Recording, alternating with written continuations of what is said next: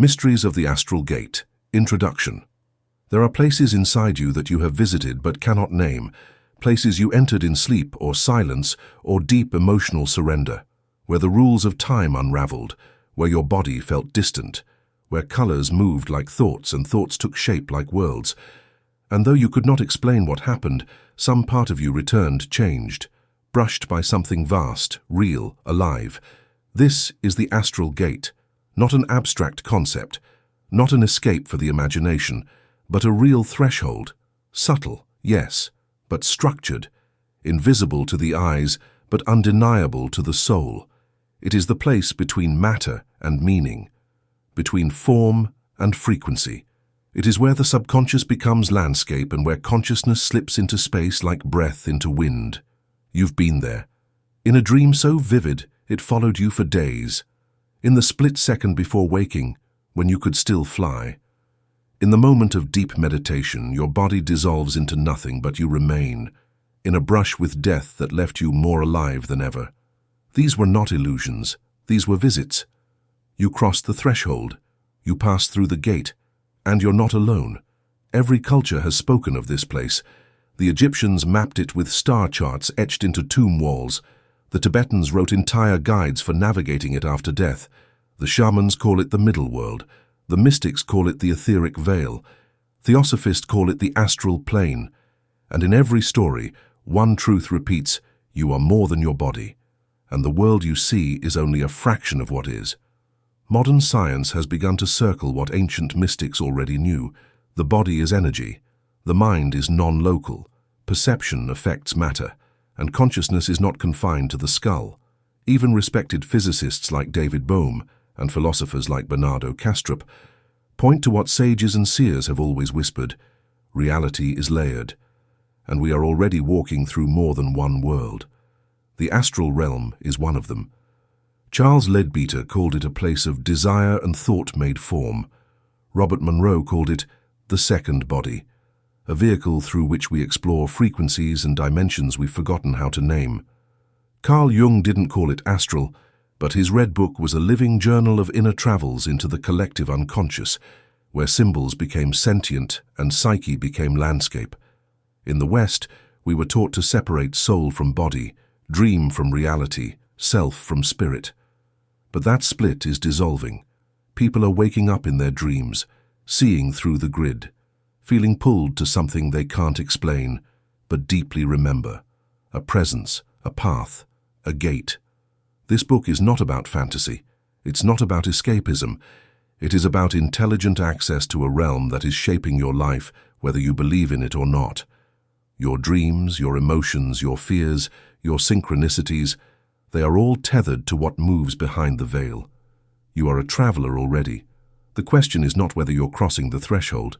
It's whether you're doing it with awareness. So, let this book be your companion. A mirror, a compass, a reminder of what your soul already knows, that the invisible is not empty and that the gate is not guarded by anything but your own forgetting. Each chapter will take you deeper, not away from the world, but into it, into the layers that pulse behind the ordinary, into the echo chambers of memory, symbolism, and light, into the body of your own subtle self. You do not need to believe. You only need to listen. The Astral Gate is already within you. It has always been within you. Now it's time to walk through. It's time to walk. Chapter 1. The Door Between Worlds. There is a moment, so quiet, so brief, you might miss it. It happens just before sleep, when the body softens and the weight of the day begins to lift. The muscles unwind, and your breath becomes long, slow, wide. You hover at the edge of waking and something shifts, not outwardly but inwardly. A subtle click, a shift in frequency, and suddenly you're somewhere else. Not fully asleep, not fully awake, not quite here, but not gone. This is the threshold, the door between worlds, the moment the astral gate begins to open. It doesn't creak or groan, it doesn't glow with neon mysticism, it moves like water, like breath, like a veil being lifted by something gentle and ancient. The truth is, you pass through this door every night, not just in dreams but in movement, a kind of slipping out of form. Your physical body rests, but your consciousness doesn't.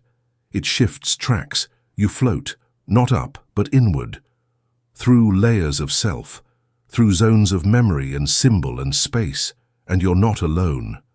Millions pass through this door while the world sleeps. Some hover just beyond the body in etheric echoes. Others journey deep, pulled into spaces where thoughts shape landscapes and time curls in spirals. And some, whether by accident or intent, become aware inside the dream. They wake up in the other world, and at that moment, they realize, this is not imagination. This is not fiction. This is a realm. The ancients knew it well.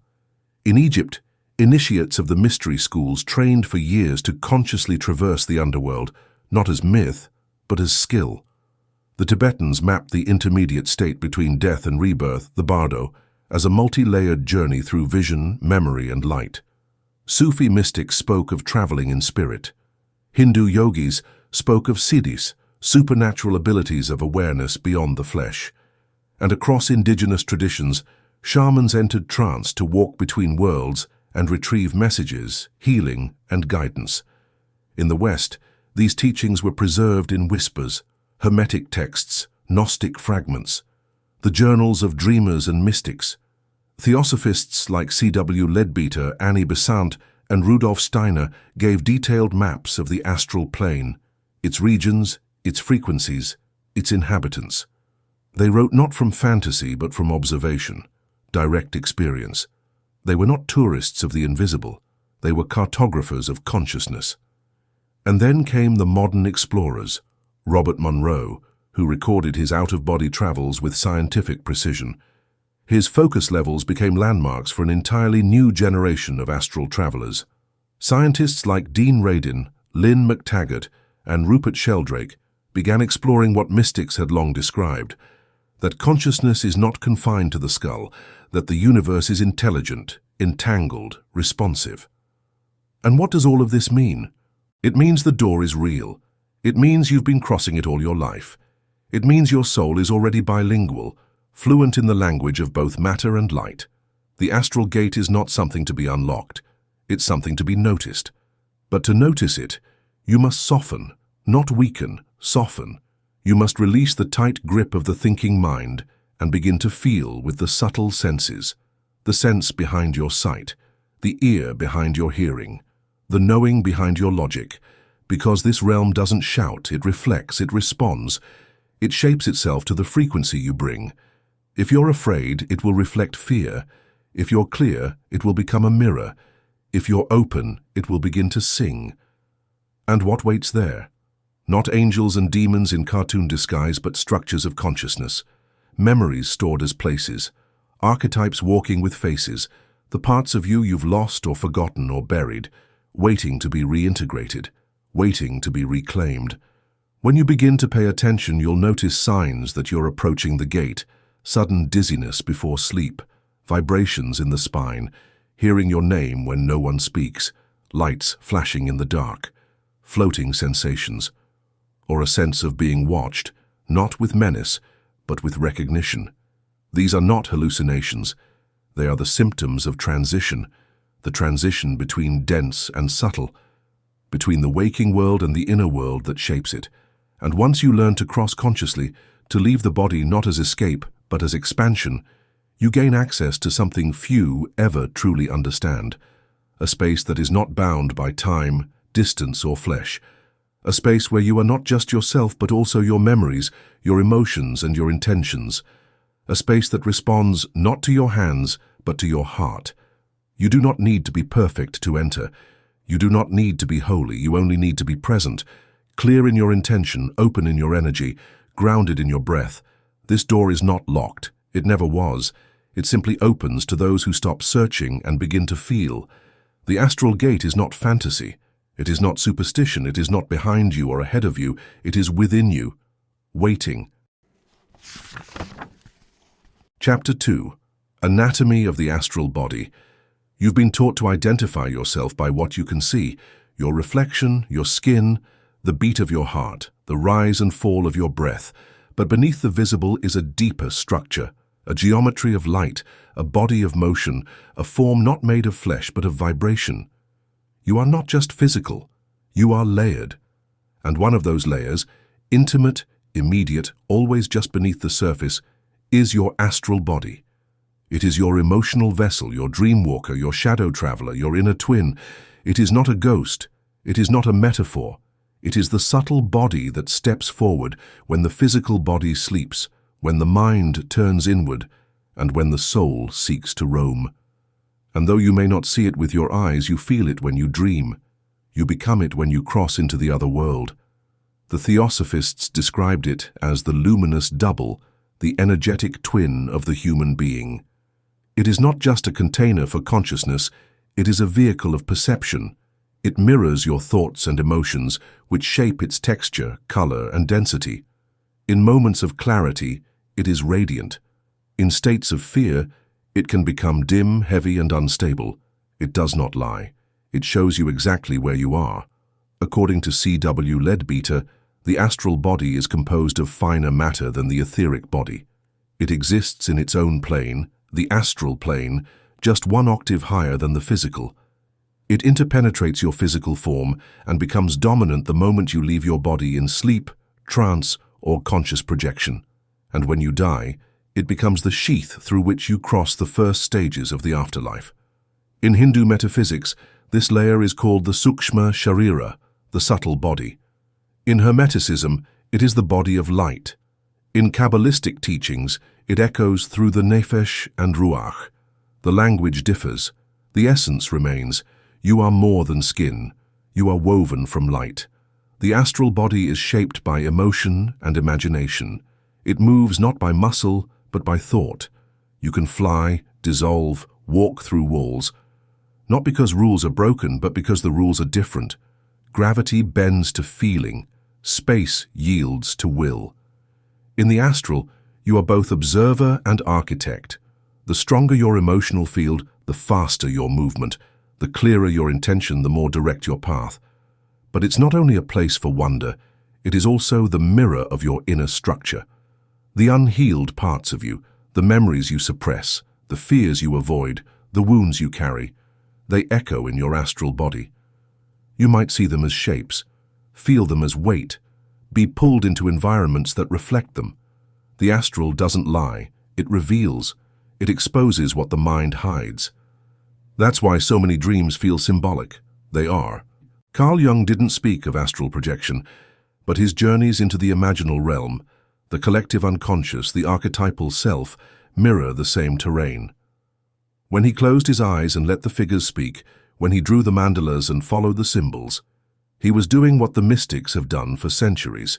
He was walking the inner world, and the inner world has a body, you. The astral body connects to your physical form through energetic channels, called nadis in yoga and meridians in Chinese medicine.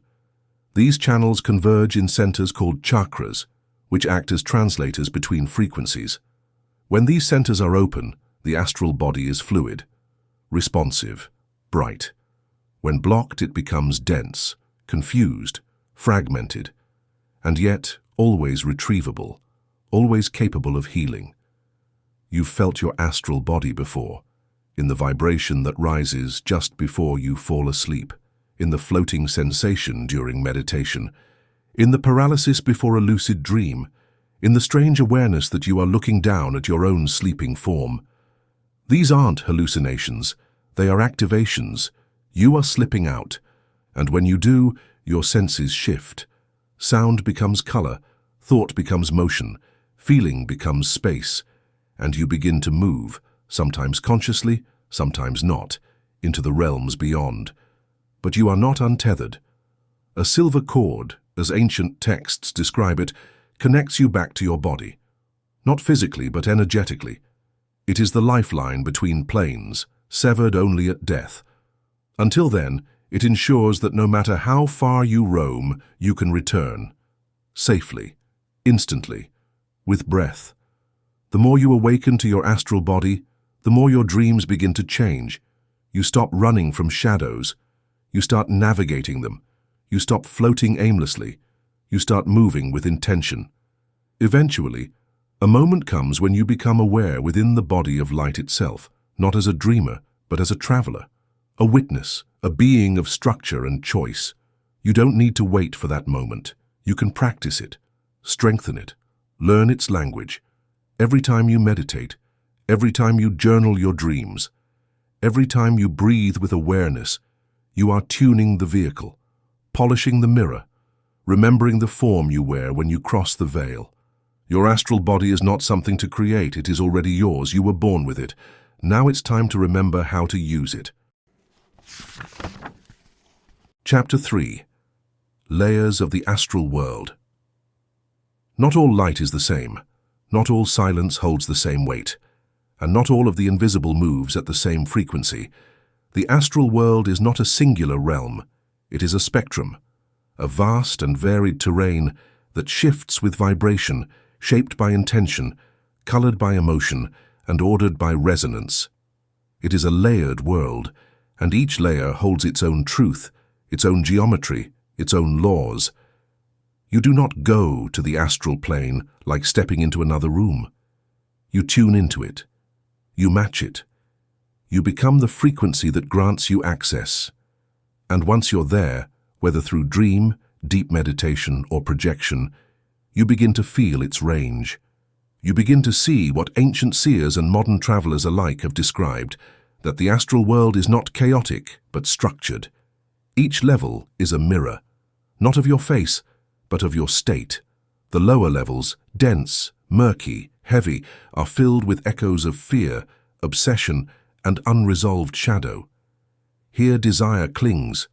Thought forms drift like mist, sometimes sticky, sometimes seductive.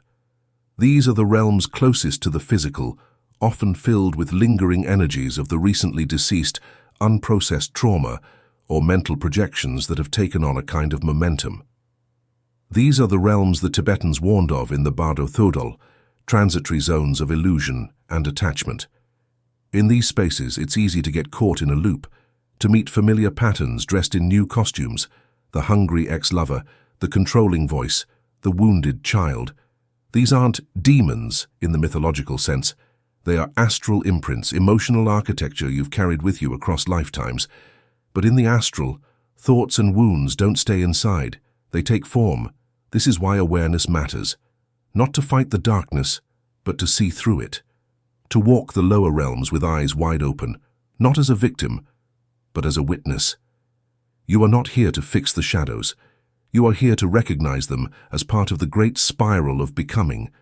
As your vibration rises, calmed by intention, clarity, and openness, you move into the middle realms. These are more fluid, dreamlike, symbolic. Landscapes shift with thought. Communication is telepathic. Time is soft. Many lucid dreams occur here. The astral traveler moves with more ease. Guides may appear, sometimes as teachers, ancestors, or archetypal figures. Here, the veil thins between the personal and the collective. You feel your soul stretching beyond your current identity, brushing the edge of your greater self. And above even these are the luminous astral zones, the higher astral, realms of light, sound, and crystalline intelligence. These are the cities of harmony spoken of by yogis in samadhi, by near-death experiencers, by mystics who returned unable to explain what they saw, not because it was complex, but because it was pure. In these places, emotion doesn't distort, it amplifies truth. There is no deception because deception cannot survive the frequency. Everything is exposed, but not in shame, in love. This is the realm of clarity, of recognition, of the soul remembering its source. According to the law of one, these higher zones resonate with the vibrations of unity, of service to others, of sacred order. Theosophy echoes this in descriptions of the heaven world, where the soul reviews, rests, and prepares. In these levels, you may meet beings not bound by incarnation, guides, light beings, ascended consciousnesses whose presence is not made of personality but of frequency. But access to these realms is not about worthiness, it's about attunement. You cannot force your way upward. You rise by releasing what binds you. Judgment, fear, control, they are heavy. They pull you into the denser zones. But when you let go, when you enter in a state of love, of curiosity, of devotion, you float, you rise naturally. The gate opens because you match it, and you don't have to stay in one place. Astral travelers report moving through levels within the same journey, ascending or descending based on emotional clarity or mental focus. You may begin in chaos, and through breath and presence find yourself in light. Or you may be in light and fall suddenly into confusion, triggered by a doubt, a fear, an old wound. The astral world responds instantly. There is no buffer. You are met with what you bring. And yet, this is not punishment. It is revelation. The astral realm is honest. It does not flatter. It reflects. And in that reflection, you gain the rarest of insights. The ability to see yourself as you truly are, not through the lens of ego, but through the architecture of your soul. These layers are not vertical ladders. They are frequencies, like notes on a scale. And you are the instrument. To travel well, tune well. The more refined your inner landscape, the clearer the outer terrain becomes. What once looked like fog becomes form. What once looked like shadow becomes symbol. What once felt like chaos becomes code. You are not just passing through these layers, you are interacting with them, participating, learning how to navigate not as a visitor, but as a remembering being, one who has walked these paths before, because you have. And now, with new eyes, you return. Chapter 4. Traveling without the body. It begins with a sensation, a hum behind the ears, a slow pull from the center of the chest, a loosening as if gravity itself has grown weary of holding you. The body remains, but you are no longer bound to it. You hover, not above it, but beyond it. And something in you whispers, not in fear, but in awe. I am not this form. I never was. This is the art of conscious departure. It has many names.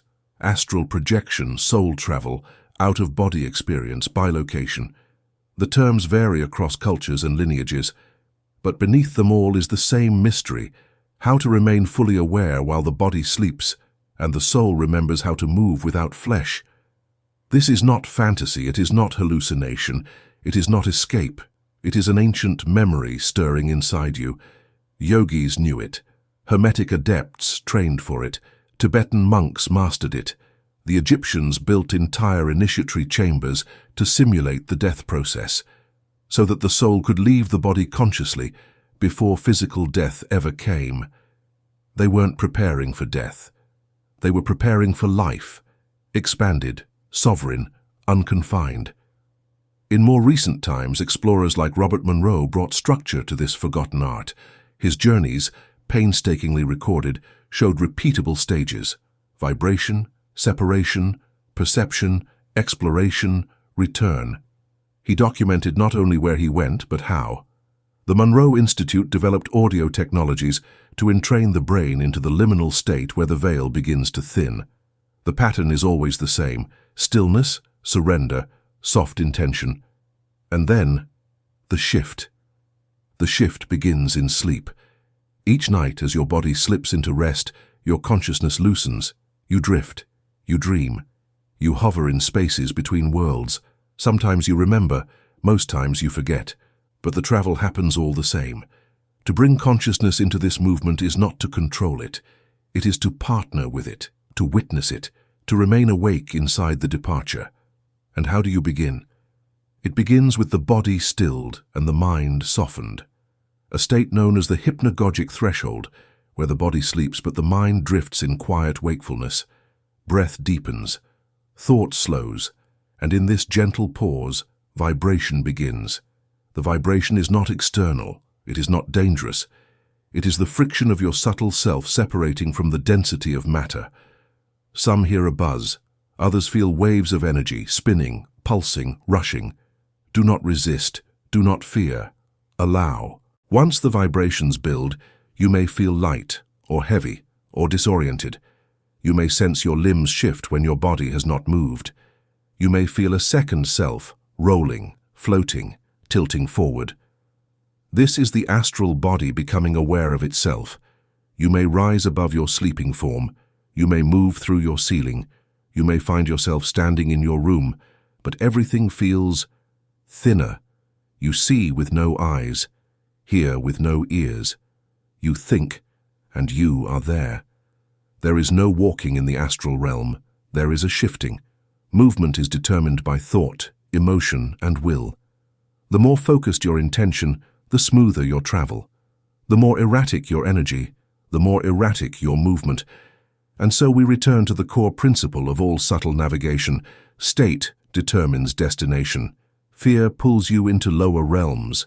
Clarity lifts you into a cleaner space. Curiosity opens doors. Love opens light. You must also remember that protection is not superstition, it is resonance. Before every departure, set an intention. Surround yourself with light. Breathe into your heart. Call in only what serves your highest good. Do not open the gate with greed or chaos. Open it with reverence, because the astral realm is alive, and it responds to what you carry into it. As you learn to navigate, you will begin to recognize landmarks, familiar rooms, inner temples, winding corridors made of memory and symbol. You may visit places you've never been but instantly know.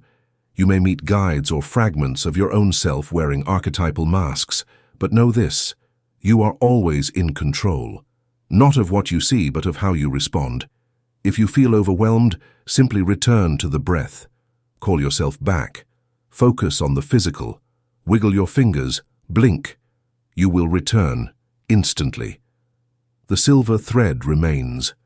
With practice, the fear dissolves, the resistance softens, and what once felt otherworldly becomes natural.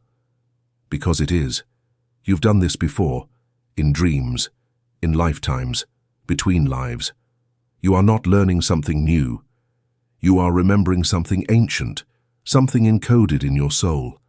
And now, body still, breath slow, mind quiet, you stand again at the edge of the gate.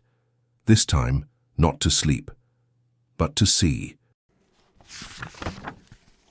Chapter 5.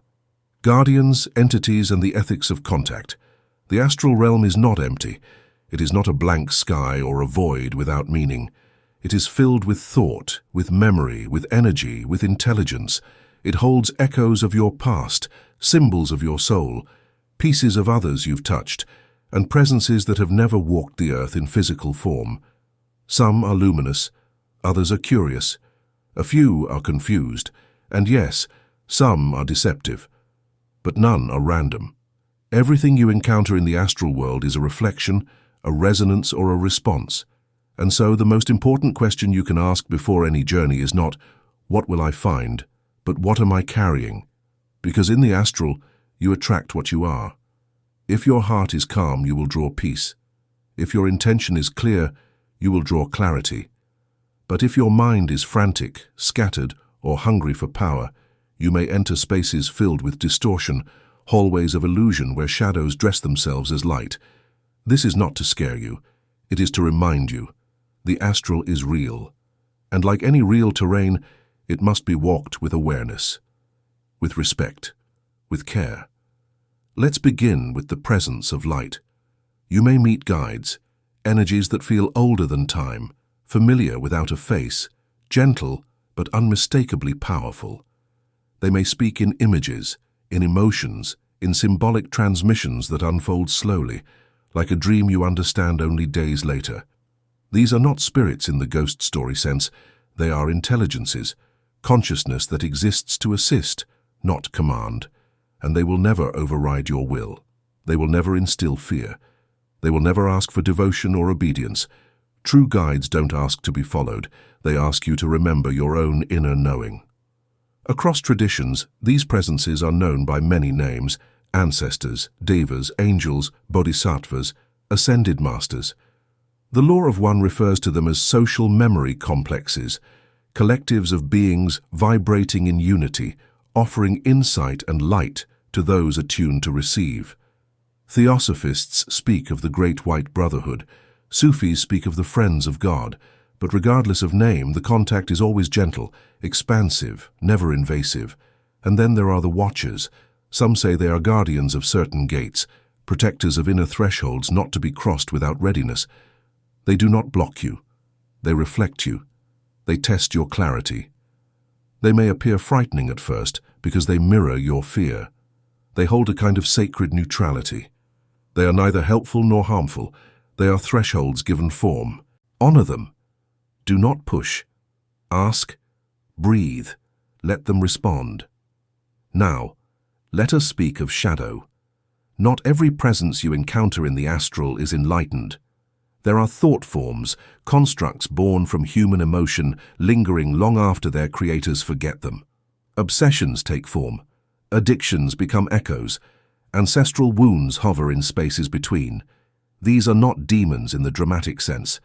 They are fragments, unfinished stories, unresolved energies, drifting in the currents of the astral tide. You may feel them before you see them. A coldness, a tension, a distortion in the space. They often appear as manipulative, curious, or clinging, but they only have power when you offer it. The moment you center, drop into the breath, reconnect with your sovereignty, they recede, because their fuel is fear, their medium is doubt. And then, rarely, you may encounter deceptive forms, energies that mimic light but lack truth. These are tricksters, not always malicious but often mischievous. They offer knowledge but ask for control. They speak in absolutes. They may inflate your ego. You are chosen. You are the only one. You must obey. These are not messages of light. Light never separates. Light never coerces. Light never demands. Your greatest shield in such encounters is not aggression, it is discernment. Ask every presence, no matter how luminous, 3 simple questions. Internally, energetically. Are you of the highest good? Do you respect my free will? Do you serve love, not fear? Then, feel the answer. Not in words, in resonance.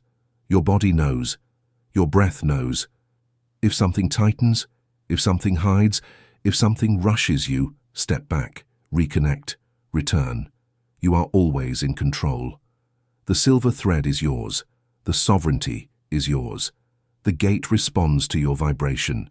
That is why spiritual hygiene matters. Before entering the astral, clear your field. Sit in stillness. Visualize light. Set intention. Call in only what aligns with your soul's highest purpose. This is not superstition.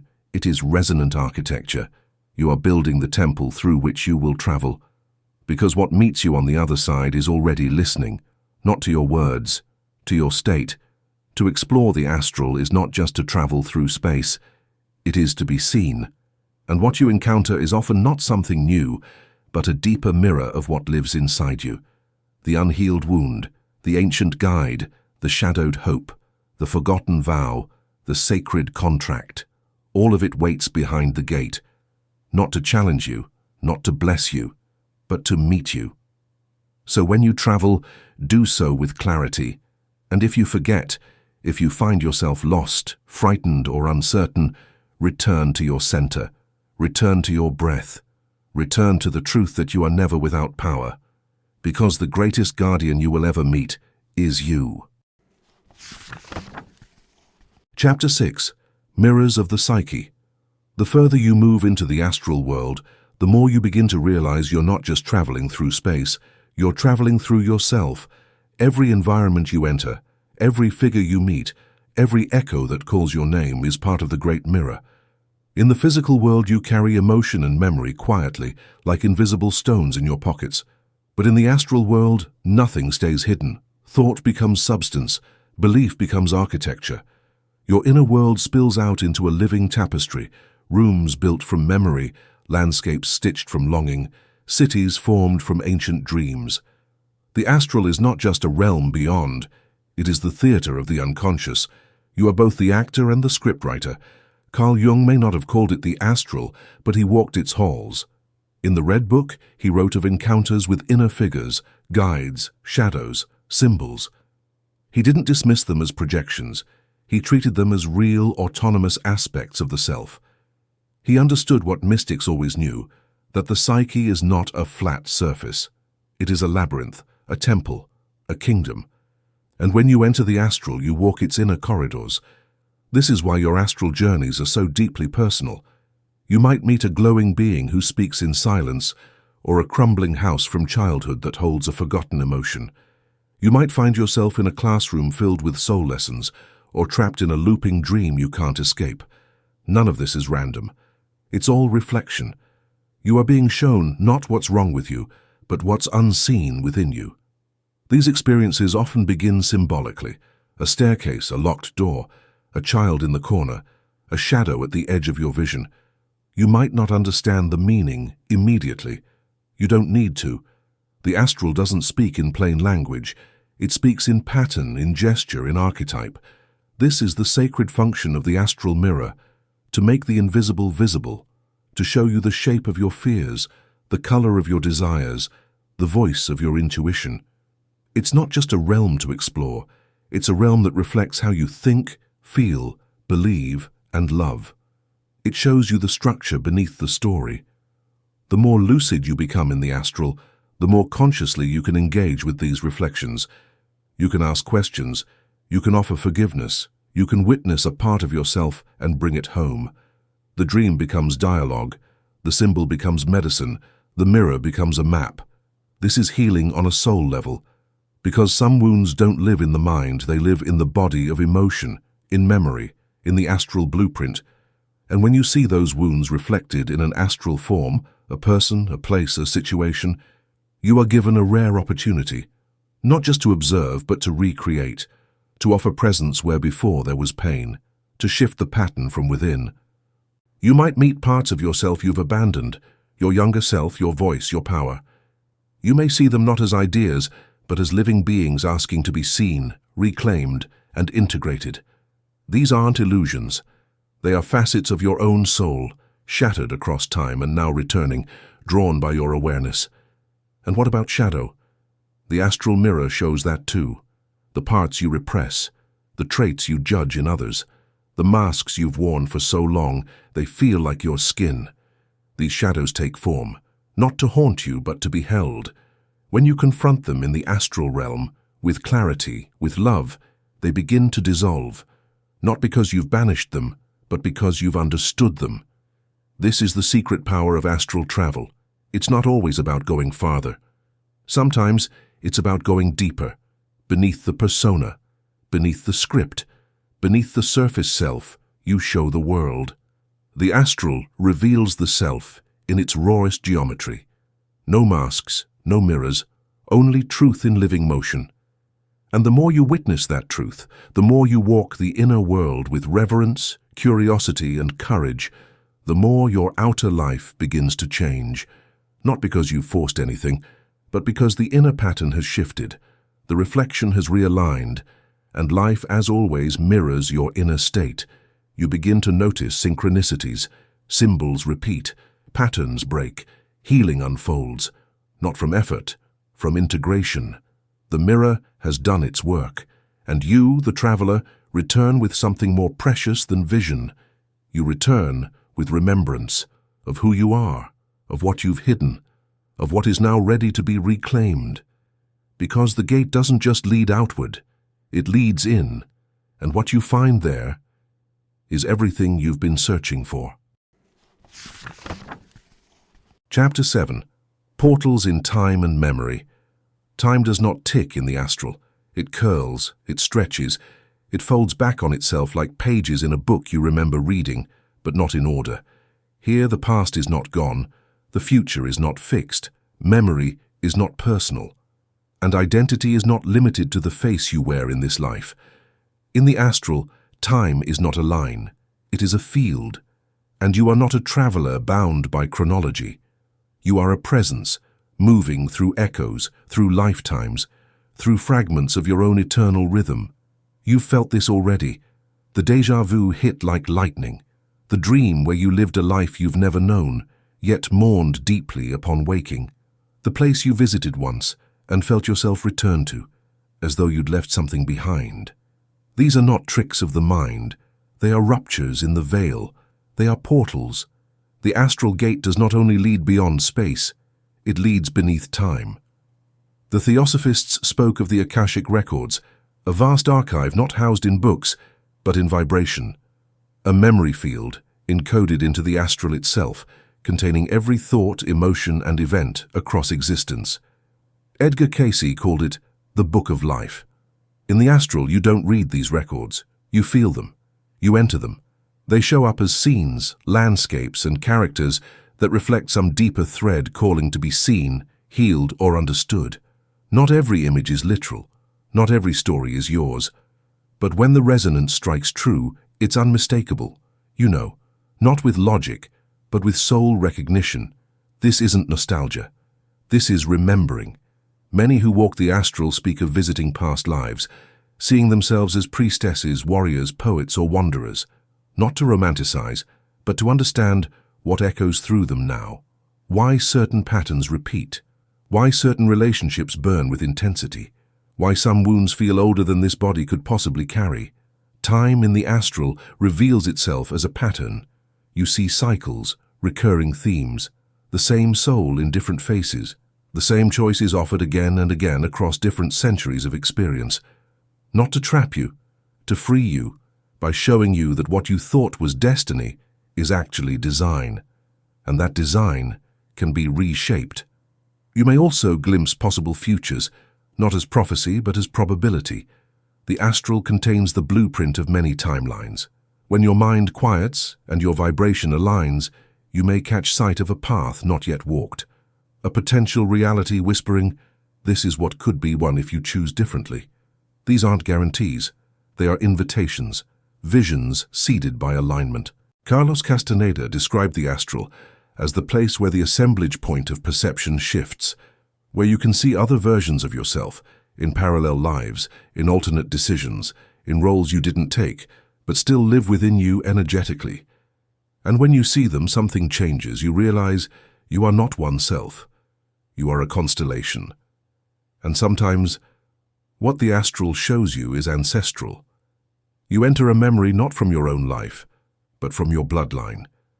A grief that isn't yours but runs through your veins. A war. A vow. A silence passed down like a sacred object. The astral is not bound by your personal identity. It opens to the field of the collective, the inherited, the encoded. And in these moments, healing one part of your story heals something across generations. All of this happens without clocks, without calendars, without age. Time in the astral is not about sequence, it's about resonance. You are drawn to what you are ready to see. You are shown what your frequency matches. You arrive where your soul is already waiting, and yet, for all its expansiveness, the astral is still intimate. You may find yourself back in your childhood home, but different, glowing, echoing.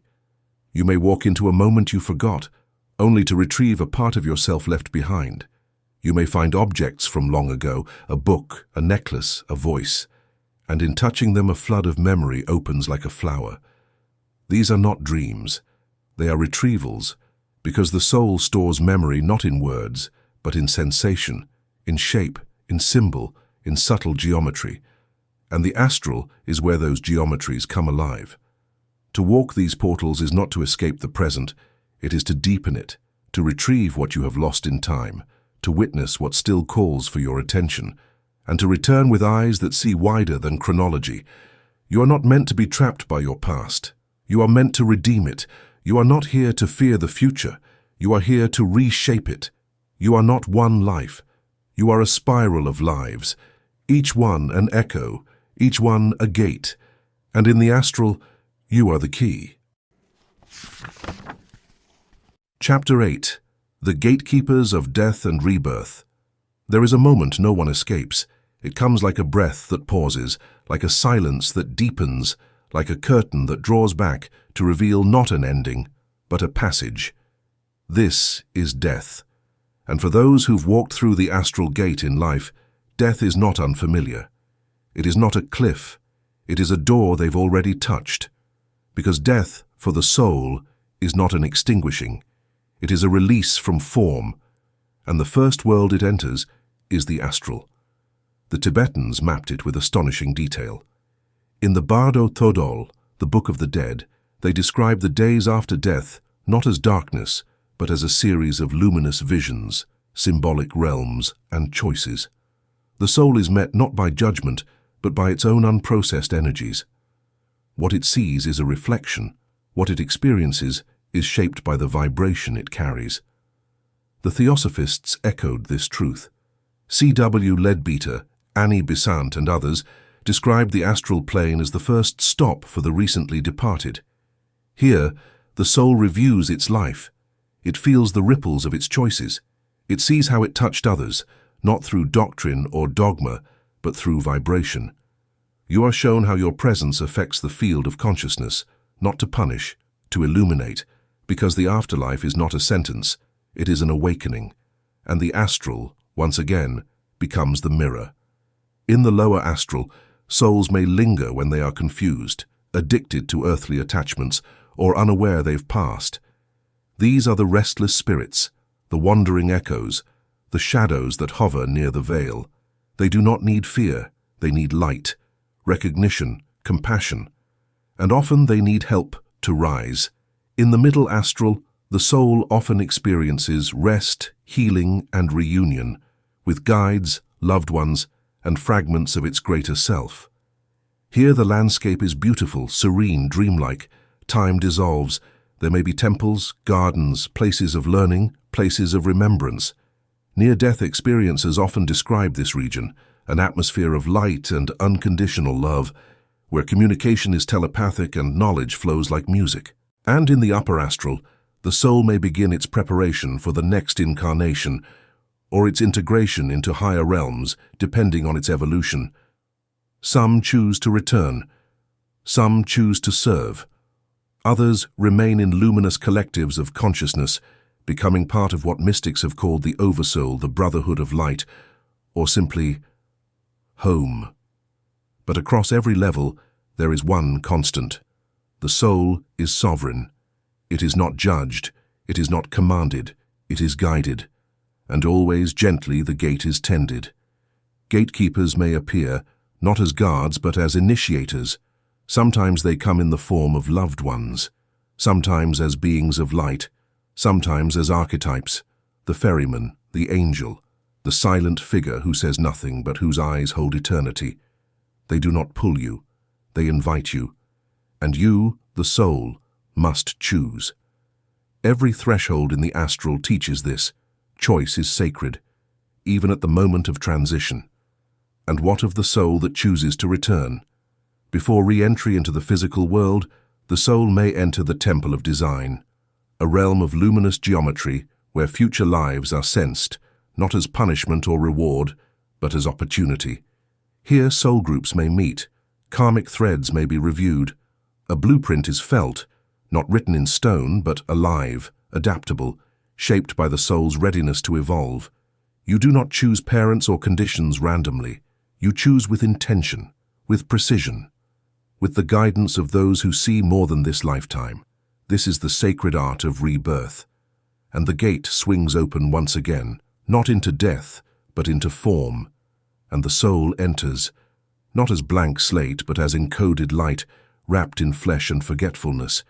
The memories fade, but the blueprint remains, and with it, the longing to remember. That longing is your spiritual hunger. That ache is your ancient memory of the Astral Gate.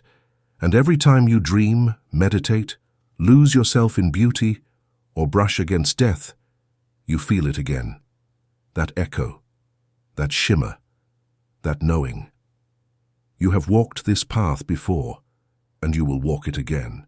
Because death is not the end of the journey, it is the opening of the next corridor, and the soul, unchanged by flame or flesh, moves ever onward, ever deeper into the spiral of remembering. And when you understand this, you stop fearing death, and you start living with awareness of what lies beyond it. You live not for safety, but for truth, not for control, but for resonance, not for survival, but for soul expression. Because you now know the body will sleep, but the light continues, and beyond every ending the gate awaits. Chapter 9. The Art of Returning. The journey is never just in the going, it is in the return. It is one thing to drift among stars, to walk through past lives, to speak with the luminous and the forgotten. But what matters, what truly transforms you, is what you bring back. Because every time you step into the invisible realms, you are changed, subtly, quietly. Some part of you widens, softens, realigns. You see behind the veil. You touch the truth that lives beneath language. And you return, not as a passenger of your life, but as a participant in its design. But the return is delicate. If you rush, the insight fades. If you doubt, the vision dims. If you fail to ground, you carry the light in your mind but lose its power in your body. The art of returning is the art of integration. You must not only remember, you must live what you remember. This is why ancient initiates were trained not just to enter altered states, but to come back in wholeness. Egyptian temples had chambers not only for ascent, but for return. Shamans always closed their journeys with offerings, grounding rituals, storytelling. In Tibet, the traveler recites mantras as they awaken from the Bardo, tethering soul to breath once again. Because they knew what modern seekers sometimes forget. Vision without embodiment is a mirage. So how do you return from the astral? How do you bring what you saw into the density of days? First, with reverence.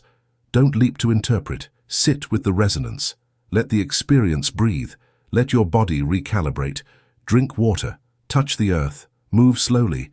Your nervous system needs space to hold what the soul has seen. Then write, speak, create. Let the memory pass through your hands. Turn it into form, poetry, painting, music, movement. The astral is not meant to stay in your head. It wants to live through you. The act of expression is not decoration, it is transmission. And ask, what did I feel? What did I learn? What did I recognize? The truth is rarely in the symbol itself. It is in what the symbol unlocked in you. Maybe you saw yourself in another life, but what matters now is what that self was asking you to reclaim. Courage, forgiveness, silence, strength. Maybe you flew, but what matters is the permission that flight gave you, to rise above fear, to see from a higher view, to move without permission. Maybe you met someone luminous, but what matters is not their name or face or wings. What matters is the message, the echo, the vibration that still moves through your chest when you remember it. And finally, bring it home. Not with doctrine, not with preaching, but with presence. Let your decisions carry the weight of what you've seen.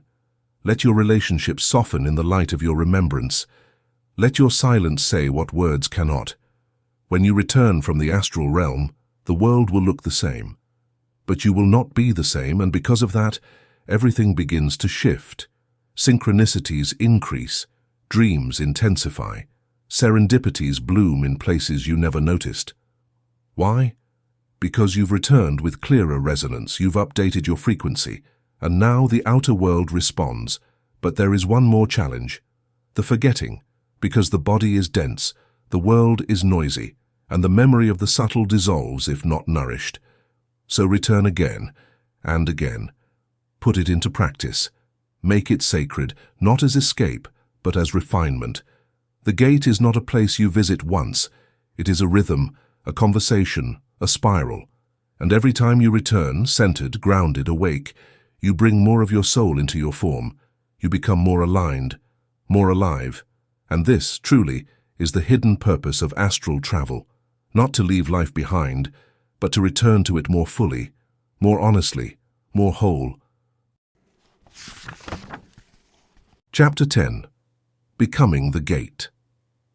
At first, the gate feels distant, mysterious, sacred, separate. It hums in your dreams. It flickers in visions. It appears behind your eyes when silence deepens. And you, the seeker, reach for it, longing to cross, to enter, to awaken. But then something changes, not in the gate, but in you. You stop chasing signs. You stop asking where the door is, and instead, you sit, you breathe, you listen. And the realization arrives like light filtering through ancient stone. You are the gate, you always were. The threshold is not a place. It is you when you are fully aligned. You when your body is still, but your soul is wide. You when your thoughts soften and your presence becomes luminous. You when the inner and outer become indistinguishable and spirit enters the world through you. This is not a metaphor. It is resonance. All the travel, all the symbols, all the encounters, they were reflections of your own sacred structure. The astral wasn't just somewhere you went. It was showing you what you are. It was revealing the subtle architecture of your being. The dream wasn't otherworldly. It was a coded message from your deeper self.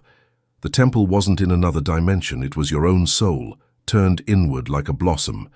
And now, you know. You do not need to leave your body to access the unseen. When your breath is sacred, when your thoughts are clear, when your heart is open, you are the portal. The mystics have always known this. The Temple of Solomon was a symbol of the human body. The chakras are gates of light strung along the spine itself, the staff, the breath, the prayer, the body, the altar. Every gesture of presence, every choice made in alignment becomes a doorway, a passage, a gate. When you sit in deep silence and you feel your cells listening, you are already there. When you speak truthfully and your voice carries the tone of the soul, you are already transmitting light. When you love without condition, when you forgive with depth, when you walk through life with reverence, you are not just living, you are bridging dimensions. The astral gate is not to be worshipped, it is to be remembered within you. You are the meeting point of worlds. You are the field where vibration becomes voice, where spirit touches skin, where thought births matter. This changes everything. You no longer seek power, you radiate coherence, you no longer cling to vision, you become clarity itself. You no longer fear the unknown, because you are the unknown made visible, the soul made tangible, the sacred given skin. You begin to walk differently, slower, surer, with the deep, unshakable knowing that what moves through you is not just you. The invisible speaks through your decisions, the unseen sings through your presence, and every room you enter becomes a little thinner, a little softer, because you carry the gate within, and you've left it open.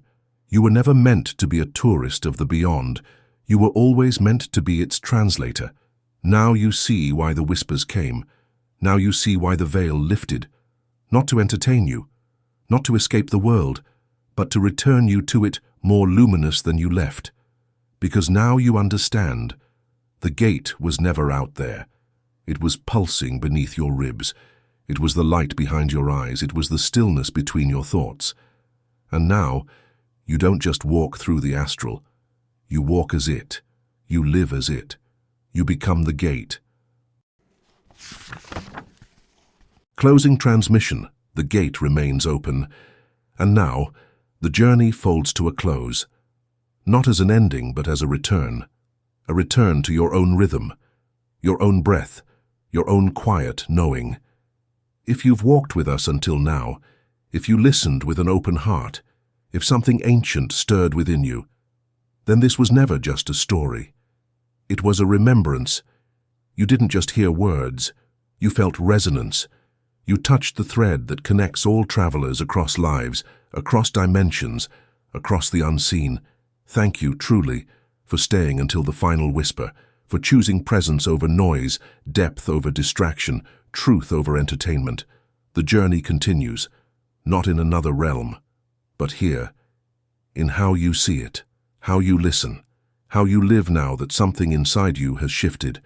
The gate remains open, and if you wish to walk further, to explore new mysteries, new realms, new whispers from beyond, we invite you to subscribe to the Middle Book channel. Here you'll find sacred stories, spiritual teachings, and transmissions like this one, crafted not to tell you what to believe, but to help you remember who you are. So, breathe, ground, return gently. And when you're ready, we'll be here, waiting beyond the next threshold, inside the next silence, behind the next dream. Thank you. Stay luminous, and remember, you are the gate.